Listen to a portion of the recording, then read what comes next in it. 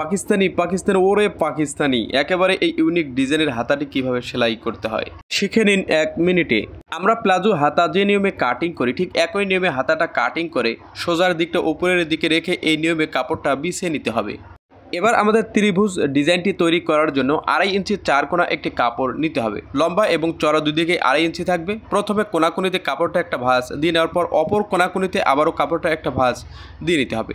এরপর মুহুরিতে কাঁচা অংশটা এই নিয়মে বসিয়ে নিতে হবে এবং সেলাই দিয়ে আমাদের আটকে নিতে হবে। তো একটার পর একটা এই নিয়মে পুরো মুহুরিতে আমাদের এই ত্রিভুজের ডিজাইনগুলো আটক করে নিতে হবে। তো এই নিয়মে সুন্দর করে ত্রিভুজগুলো আটক করে নেওয়ার পর আমাদের একটা কট ফিতা নিতে হবে। তো এই কট ফিতা নিতে হবে 3 থেকে 3.5 ইঞ্চি লম্বা। এই কট ফিতা কী নিয়মে সেলাই করতে হয় আমার পেজে ভিডিও আপলোড করা আছে, অবশ্যই দেখে নেবেন।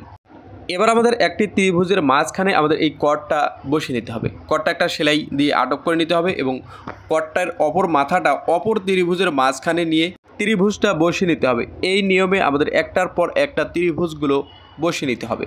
এই নিয়মে আমাদেরকে প্রত্যেকটা ত্রিভুজে আমাদের 2টা করে লুপ বসিয়ে নিতে হবে। এই লুপগুলো বসিয়ে নেওয়ার পর 1 ইঞ্চি একটা চওড়া পট্টি আমাদের ভেঙে নিতে হবে।